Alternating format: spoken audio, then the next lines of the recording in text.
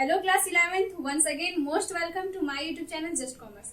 सो आज की क्लास में हम सभी जो टॉपिक को समझने वाले हैं वो टॉपिक हमारा स्ट्रेट लाइन मेथड है एंड डिमिनिशिंग बैलेंस मेथड है। ओके, सो पिछला क्लास में हम सभी ने डेप्रिसिएशन से रिलेटेड सारे बेसिक्स बातों को जाना था एंड इन टुडेज क्लास, आज की क्लास में हम सभी एसएलएम एंड डब्ल्यूडीवी का कुछ क्वेश्चंस को सॉल्व करेंगे एंड इनके कुछ और बेसिक्स से बातों को जानेंगे। ओके, सो अभी जो हम समझने वाले हैं वो है हमारा methods of calculating depreciation. Okay, methods of calculating depreciation, methods of calculating depreciation, depreciation को कैलकुलेट करने का मेथड। जैसे कि पिछला क्लास में भी हमने इस बात को जाना था कि डेप्रिसिएशन को कैलकुलेट करने का हमारा दो मेथड है। सबसे पहला तो हमारा है एसएलएम, जिसे हम स्ट्रेट लाइन मेथड बोलते हैं। ठीक है, स्ट्रेट लाइन मेथड बोलते हैं एंड इसे और भी नामों से जाना जाता है, जैसे कि फिक्स्ड इंस्टॉलमेंट मेथड, इसे ही फिक्स्ड इंस्टॉलमेंट मेथड के नाम से भी जानते हैं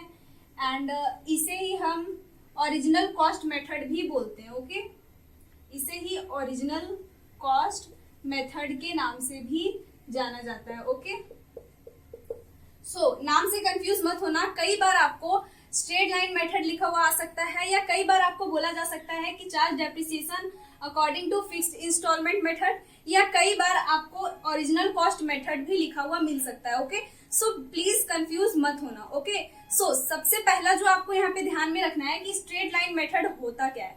तो जैसे कि पिछला क्लास में भी हमने इस पे डिस्कस किया था कि स्ट्रेट लाइन मेथड के according to straight line method depreciation जो है वो प्रत्येक साल का सेम होता है। ठीक है, बट इसे हम इसे नोट कर लेते हैं कि लिख लेते हैं हम इसे कि according to straight line method. Straight line method को हम शॉर्ट में एसएलएम बोलेंगे। देखिए, इसका 3 नेम तो है बट सबसे ज्यादा पॉपुलर जो नेम है वो है स्ट्रेट लाइन मेथड। ठीक है, हर किसी का बहुत सारा नेम होता है, बहुत लोगों का। ठीक है, तो इसी तरह से डेप्रिसिएशन का ये जो स्ट्रेट लाइन मेथड है इसका भी 2 और नाम है, बट सबसे ज्यादा फेमस जो नेम है इसका वो है straight line method. Okay, SLM. And according to straight line method depreciation जो है वो प्रत्येक साल का सेम होता है। ठीक है, तो आप इसे नोट कर सकते हैं। According to SLM depreciation is calculated on original, okay, original cost of assets का ओरिजिनल कॉस्ट पे डेप्रिसिएशन चार्ज होता है एंड प्रत्येक साल का डेप्रिसिएशन जो है वो फिक्स होता है। ओके, एंड आप यहाँ पे एक लाइन और ऐड कर लो, लिख दीजिए कि depreciation is fixed. Okay, depreciation जो है इसमें फिक्स रहेगा एंड सेम रहेगा जितना साल तक मशीनरी चलने वाला है, मतलब जितना साल तक आपका एसेट्स चलने वाला है वो हर साल का डेप्रिसिएशन जो है वो इसमें आपका सेम होने वाला है। ओके, आई बात समझ में? तो this is called straight line method. अभी हम स्ट्रेट लाइन मेथड से रिलेटेड एक क्वेश्चन को सॉल्व करेंगे। इसमें हम जर्नल एंट्रीज को समझेंगे, डेप्रिसिएशन को समझेंगे, मतलब एंड एसेट्स अकाउंट भी बनाना समझेंगे। ओके, सो चलिए स्टार्ट करते हैं बिना टाइम वेस्ट किए। वेट, वन मोर थिंग, यहाँ पे हमें जब स्ट्रेट लाइन मेथड गिवन होगा, स्ट्रेट लाइन मेथड जब हमें गिवन होगा तो उसमें डेप्रिसिएशन चार्ज करने के लिए हमें फॉर्मूले गिवन होंगे। ओके, तो इसका फॉर्मूला क्या होता है डेप्रिसिएशन का? तो देखिए, जब आपका क्वेश्चन में, अगर आपका क्वेश्चन में स्क्रैप वैल्यू दिया हुआ है या एस्टिमेट, स्क्रैप वैल्यू के साथ साथ एस्टिमेटेड लाइफ ऑफ एसेट्स दिया हुआ है, तो उस टाइम पे आपका क्या फॉर्मूला लगेगा? ठीक है, तो आपका डेप्रिसिएशन निकालने का फॉर्मूला जो है वो बहुत ही सिंपल है। सबसे पहले आपको कॉस्ट लिखना होगा। ठीक है, cost of assets minus scrap value. Scrap value को इसे ही सैल्वेज वैल्यू भी बोलते हैं, सैल्वेज वैल्यू, या फिर इसे ही रेसिडुअल वैल्यू भी बोलते हैं। ठीक है, and divided by estimated. Estimated क्यों? क्योंकि कोई नहीं बता सकता कि कोई एसेट्स कितने टाइम तक चलने वाला है, इसलिए ये बस माना हुआ होता है। Okay, estimated life of assets.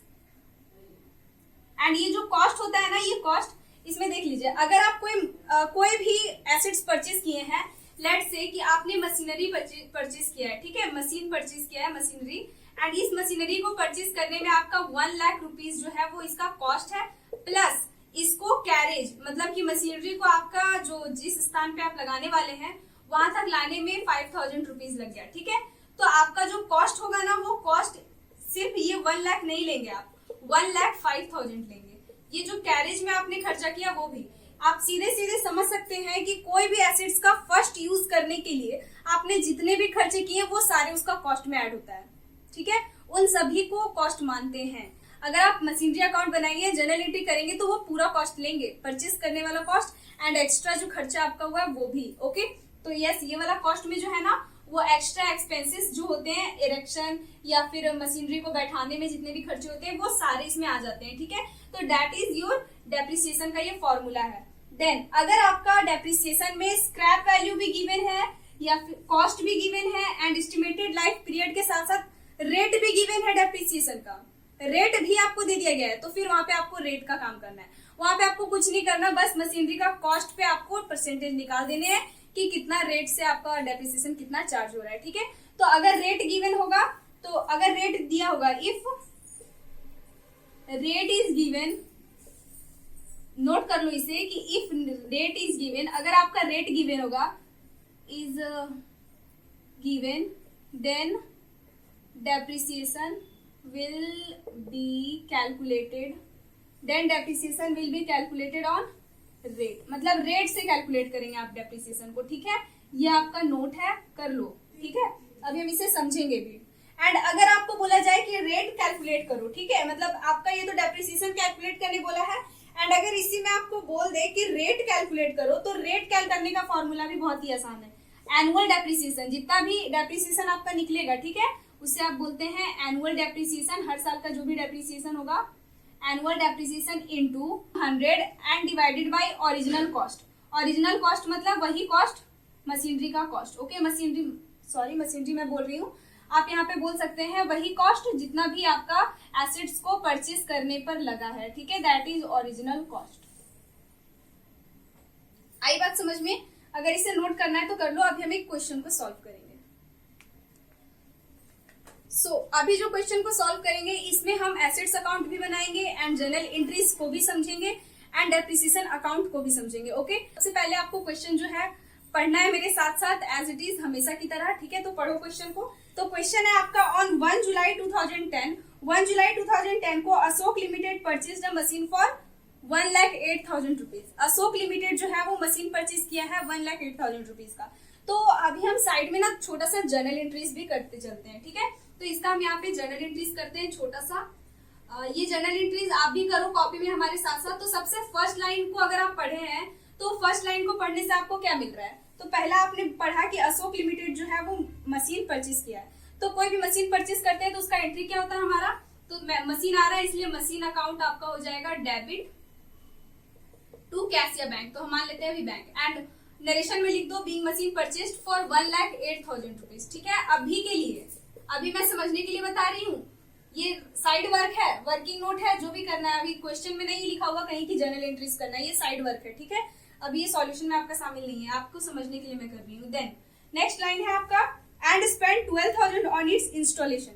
अब मशीन तो परचेज हुआ है कितना का? 1,08,000 रुपीज का। बट क्या 1,08,000 ही इसका कॉस्ट लेंगे? नहीं, 12,000 रुपीज जो इसे लगाने में लगा है, इसे इंस्टॉल करने में, वो भी लेंगे। तो आपका कॉस्ट 1,20,000 रुपीज हो जाएगा। एंड ये जो इरेक्शन, जो ये इंस्टॉलेशन खर्चा हुआ है, इसका भी जर्नल एंट्री यही होता है, machine account debit to cash account. But अलग अलग करने से अच्छा है कि आप अमाउंट ऐड करके लिख दो कि मशीन आपने परचेज किया कितना का? 1,20,000 रुपीज। तो यहाँ पे 1,20,000 रुपीज लिख दोगे। ओके, अगर जर्नल एंट्रीज बोला रहता ना तो हम ऐसे ही करते, बिल्कुल सेम जर्नल एंट्री। आई बात समझ में? मैं इसे 120K लिख देती हूँ, ओके, क्योंकि स्पेस कम है। 120K का मतलब समझ जाना, कंफ्यूज मत हो जाना। 120K का मतलब है 1,20,000 रुपीज। देन नेक्स्ट लाइन पढ़ो। तो नेक्स्ट लाइन में हमारा लिख रखा है, at the time of purchase it was estimated that effective commercial life of the machinery will be 12 years. मतलब कि जब मशीन को परचेज किया गया तो उस टाइम पे बताया गया कि ये मशीन जो है वो 12 साल चलने वाला है। कितने साल? 12 years. Okay, then after 12 years, 12 साल के बाद, salvage value will be 12,000 rupees. And उसका जो 12 साल के बाद वो मशीनरी बिकेगा कितना में? 12,000 में। खर्चा हुआ है 1,20,000 रुपीज। 1,20,000 रुपीज का मशीन 12,000 में बिकेगा 12 साल बाद। Then prepare machine account and depreciation account in the books of Ashok limited first 3 years, ठीक है। If depreciation is according to straight line method, क्या accounts are closed on 31 December every year. समझ में आया आप सभी को? जो चैप्टर मतलब ये जो हमारा क्वेश्चन है इसमें आपको डेप्रिसिएशन अकाउंट बनाने हैं एंड मशीनरी अकाउंट बनाना है। तो सबसे पहले हम मशीन अकाउंट का फॉर्मेट बना लेते हैं, ठीक है। तो फॉर्मेट बनाते कैसे है? तो लेजर अकाउंट बनाने आता है ना, लेजर का भी क्लास मैंने आपको दिया था, वो मेरा स्टार्टिंग का वीडियोस था सारा लेजर जर्नल जो मैंने बताया था, तो आप चाहो तो वहां भी देख सकते हो। एंड अगर आप नहीं चाहते हो वहां से देखना तो मैं दोबारा बना दूंगी, ओके, इस बार अच्छे से। तो सबसे पहले आपका डेट कॉलम होना चाहिए, देन आपका पर्टिकुलर्स कॉलम होनी चाहिए, मतलब पर्टिकुलर्स, एंड देन आपका जेएफ होना चाहिए, journal folio, okay. Journal folio में क्या होता है? तो जो जर्नल में जिस नंबर में करते हैं वो। देन ये आपका डेबिट का हो गया, एंड अगेन आपका ये डेट होता है, एंड अगेन आपका ये जेएफ होता है, एंड ये अगेन आपका अमाउंट कॉलम होता है, एंड इट इज क्रेडिट। ये आपका मशीन अकाउंट होगा, ठीक है। तो हम इतना दूर में मशीन अकाउंट बनाएंगे एंड नीचे हमारा डेप्रिसिएशन अकाउंट हम बनाएंगे, ओके। तो इतना में हम अपना मशीन अकाउंट बनाएंगे एंड यहाँ पे हम अपना डेप्रिसिएशन अकाउंट बनाएंगे। एंड कैलकुलेशन किधर करेंगे डेप्रिसिएशन का? सो डेप्रिसिएशन का कैलकुलेशन हम इधर करेंगे, ओके। इधर हम छोटा सा वर्किंग नोट है हमारा, ये वर्किंग नोट का प्लेस हमारा इधर रहेगा। आई बात समझ में? एंड डेप्रिसिएशन का भी हम फॉर्मेट कैसे बनाएंगे? तो डेप्रिसिएशन का भी फॉर्मेट बिल्कुल ऐसे ही बनाएंगे, पहले डेट का, then JF and then amount, फिर डेट का एंड फिर जेएफ एंड फिर अमाउंट। इट इज डेबिट, ये आपका डेबिट होगा एंड इट इज क्रेडिट। आई बात समझ में? इतना में ही हम समझेंगे, इतना में ही बनाएंगे, ठीक है। तो सबसे पहले आपने मशीन को परचेज किया, तो आपको करना क्या है? सबसे पहले इधर तो डेट लिख लो, एंड इधर ये आपका पर्टिकुलर्स है, एंड ये जेएफ हो जाएंगे, एंड ये अमाउंट, फिर से इधर डेट, ये पर्टिकुलर्स, ठीक है, एंड इधर भी date particulars JF amount, date particulars JF amount लिख लेना, ठीक है। सो सबसे पहले यहाँ पे हमें डेप्रिसिएशन निकालना होगा। तो डेप्रिसिएशन निकालने का अभी मैंने फॉर्मूला आपको बताया कि कॉस्ट माइनस करेंगे सैल्वेज वैल्यू, सैल्वेज या स्क्रैप वैल्यू बोलते हैं, ठीक है। तो सैल्वेज वैल्यू, ठीक है, and divided by estimated life, ठीक है, लाइफ से डिवाइड कर देते हैं। तो कॉस्ट आप कितना लेंगे मशीन का? तो मशीन को खर्च करने में कितना लगा? 1,20,000 रुपीज, मतलब परचेज करने में, तो 1,20,000 माइनस सैल्वेज वैल्यू देख लीजिए, आपका क्वेश्चन में 12,000 रुपीज दिया हुआ है, तो आप इसमें से 12,000 जो है वो कम कर देंगे, ओके। 12 के आपने कम कर दिया एंड डिवाइडेड बाय 12, ठीक है। तो आपका यहाँ पे आ जाता है 1,08,000 रुपीज, एंड 1,08,000 को इफ आप 12 से डिवाइड करोगे तो यहाँ पे आपका 9,000 रुपीज आ जाएगा। मतलब कि डेप्रिसिएशन हर साल का कितना होने वाला है? 9,000 रुपीज होने वाला है। बट मैं यहाँ पे क्या बोल रही हूँ, मैंने बट क्यों यूज किया? क्योंकि मशीनरी जो है वो 1 जुलाई को परचेस हुआ है, तो यहाँ पे कनेक्शन सीधा समझो। मशीनरी 1 जुलाई को परचेस हुआ है, एंड आपका जो एंडिंग लाइफ मतलब कि अकाउंटिंग पीरियड का जो डेट है, अकाउंटिंग का एंड डेट जो है वो 31 दिसंबर है। तो 31 दिसंबर एंड 1 जुलाई, 1 जुलाई है आपका, एंड 1 जुलाई टू 31 दिसंबर अगर आप देखें तो आपका 6 मंथ ही होता है। तो अगर 6 मंथ हो रहा है तो फिर आप 1 ईयर का कैसे डेप्रिसिएशन चार्ज कर सकते हैं?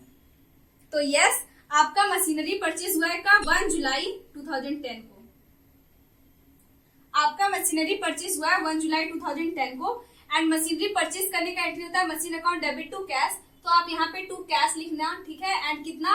तो 1,20,000, तो 120 के मैंने लिख दिया, समझ जाना, ठीक है, समझदार बनो अब आप सभी, समझो। देन आपका डेप्रिसिएशन चार्ज होना है 31 दिसंबर 2010 को, ठीक है, 31 दिसंबर 2010 को।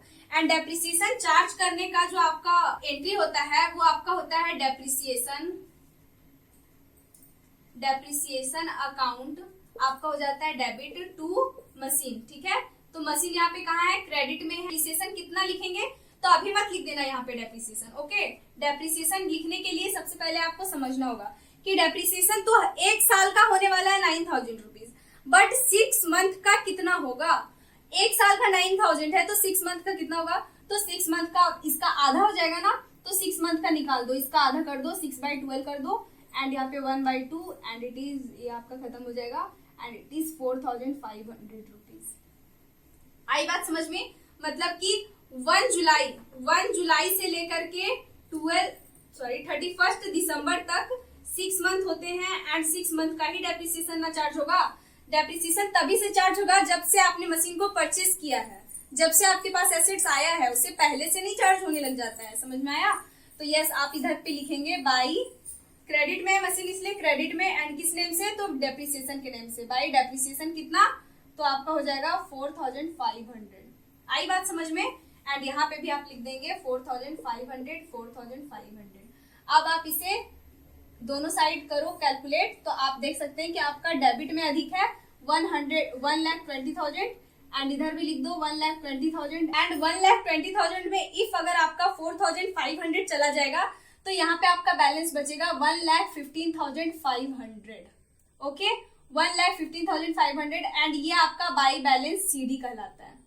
आई बात समझ में। अब यही सीडी बैलेंस जो है वो नेक्स्ट ईयर का ओपनिंग बैलेंस हो जाता है, मतलब कि 1 जनवरी 2011, 1 जनवरी मतलब 31 दिसंबर के बाद तो 1 जनवरी आता है ना, एंड 2010 है तो उसके बाद 2011 होगा, तो 1 जुलाई 2011 को आपका ये जो है यही सीडी बैलेंस इधर आके टू बैलेंस बीडी बन जाता है, ओपनिंग बैलेंस बन जाता है, एंड ये आपका 1,15,500। आई बात समझ में। अब डेप्रिसिएशन निकलेगा 31 दिसंबर 2011 का, ठीक है। तो 31 दिसंबर 2011 को अब हम डेप्रिसिएशन तो लिखेंगे ही, तो सबसे पहले इसका जर्नल एंट्री कर दो नेक्स्ट ईयर का। तो इसमें भी आपका डेप्रिसिएशन जो है, मतलब देखो सबसे पहले बात को यहाँ तक आपको काम कर लेने के बाद ना एक काम और करना होता है इसी डेट को, मतलब 31 दिसंबर 2010 का 31 दिसंबर 2010 को डेट को क्या करना रहेगा, तो यही आपको है ना ट्रांसफर करना है। डेप्रिसिएशन जो है ना वो प्रॉफिट एंड लॉस अकाउंट में ट्रांसफर करना है, तो प्रॉफिट एंड लॉस अकाउंट में ट्रांसफर करने का एंट्री होता है PL account debit to depreciation account. आई बात समझ में। एंड ये आपको हो जाएगा 4,500।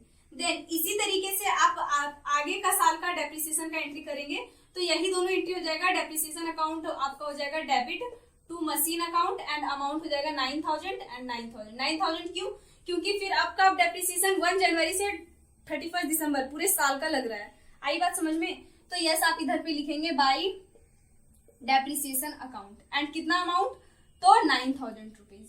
अब दोनों साइड इक्वल कर लो एंड देख लो कि कितना आता है। तो दोनों साइड इक्वल करके देखने पे आपका 1,15,500 में 9,000 अगर चला गया तो 1,06,500 आपका बचता है, and it is by balance CD. And यही सीडी बैलेंस फिर नेक्स्ट ईयर में आ जाता है फिर नेक्स्ट ईयर का ओपनिंग बैलेंस हो जाता है 1 अप्रैल 2012 का, एंड ये हो जाता है टू बैलेंस बीडी। आप इधर लिख देंगे 1,06,500 एंड फिर यहाँ पे डेप्रिसिएशन चार्ज होगा 2012 में बाई डेप्रिसिएशन अकाउंट एंड कितना 9,000, ठीक है, क्योंकि 3 साल का ही हमें बनाने के लिए बोला गया है। यस मशीनरी आपका चल तो रहा है 12 साल चल रहा है, बट हमें बनाना कितना साल का है, 3 ही साल का अकाउंट बनाना है, ठीक है। एंड ये आप ऐसे लिखेंगे, तो इधर 1,05,500 एंड इधर भी 1,05,500 एंड 1,05,500 में अगर हमारा 9,000 चला गया तो यहाँ पे आपका बचता है 97,500। आई बात समझ में। एंड ये आपका होगा बाई बैलेंस सीडी, ठीक है। एंड यही सीडी बैलेंस फिर इधर आपका 1 जनवरी 2013 में ट्रांसफर होगा टू बैलेंस बीडी बन के, एंड यहाँ पे आपका 97,500 लिखाएगा। आई बात समझ में। एंड हाँ वन मोर थिंग, ये जो क्वेश्चन है ना वो आपका क्वेश्चन नंबर 2 है एनसीईआरटी बुक का, ठीक है। देन इतना काम करने के बाद आपका अब आता है डेप्रिसिएशन अकाउंट बनाना। तो ये बहुत ही आसान है अगर आप जर्नल एंट्री समझ चुके हैं तो देखिए जर्नल एंट्रीज में डेप्रिसिएशन कहाँ है, यहाँ है ना डेप्रिसिएशन डेबिट में है, तो डेबिट में डेट भी लिखते जाना, ठीक है। 31/12 ये 2010 का है, एंड डेप्रिसिएशन डेबिट में लिखेंगे किस नेम से, तो जो सामने में है क्या है मशीन, तो मशीन के नेम से। मशीन पे डेप्रिसिएशन चार्ज हुआ है फर्स्ट ईयर में 4,500। आई बात समझ में। देन उसी साल फिर देखिए डेप्रिसिएशन क्रेडिट में भी है, तो क्रेडिट में भी लिखेंगे किस नेम से, तो जो सामने में है, तो प्रॉफिट एंड लॉस अकाउंट है, प्रॉफिट एंड लॉस अकाउंट, क्योंकि डेप्रिसिएशन जो है वो प्रॉफिट एंड लॉस अकाउंट में ट्रांसफर करते हैं, एंड उसी डेट को 31/12। अब कुछ है क्या डेप्रिसिएशन इसी साल में, कुछ नहीं है ना, अब है तो बट वो नेक्स्ट ईयर में है, फिर नेक्स्ट ईयर में है, तो आप इसे क्लोज कर दोगे 45,000 को, ऐसे मतलब 45,000 को क्लोज कर देना, क्योंकि अब कुछ नहीं है तो क्लोज कर दो। अब फिर 31/12 के बाद 13, फिर 31/12 ये 2011 का हो जाएगा, ये 10 का था और ये 11 का हो जाएगा, ठीक है, 2011 का। एंड यहाँ पे भी आप ऐसे ही टू मशीन लिखेंगे, एंड यहाँ पे 9,000 रुपीज एंड फिर यहाँ पे 31st 12/11 by profit and loss account, and यहाँ भी आप 9,000 रुपीज लिखेंगे एंड यहाँ भी क्लोज हो जाएगा आपका।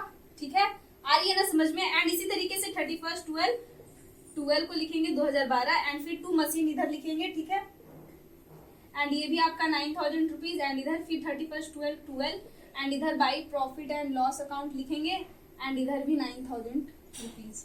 आई बात समझ में। एंड इसे भी डबल कॉलम से क्लोज कर देंगे। तो इस तरीके से आपको जो है ना मशीनरी अकाउंट बनाना है, machine account, depreciation account, working notes भी देख लो एंड जर्नल एंट्रीज भी देख लो कि कैसे होता है। आई बात समझ में। आई होप जैसे कि मुझे लगा था कि ये जो क्लास हमारा है इसमें हम straight line method and written down value method दोनों समझ आएंगे, बट नहीं। अगर रिटन डाउन वैल्यू मेथड भी अभी मैं आपको बताने लगूंगी तो एटलीस्ट 20 मिनट्स तो उसमें भी लग जाएंगे एंड वीडियो हो जाएगा बहुत लॉन्ग, 40 मिनट्स का वीडियो हो जाएगा। ठीक है, तो ज्यादा लॉन्ग वीडियो अच्छा नहीं होता ना आपके लिए ना हमारे लिए, इसलिए आज की क्लास में हम इतना ही समझेंगे। मिलते हैं नेक्स्ट क्लास में WDV के साथ। तब तक के लिए bye bye and take care.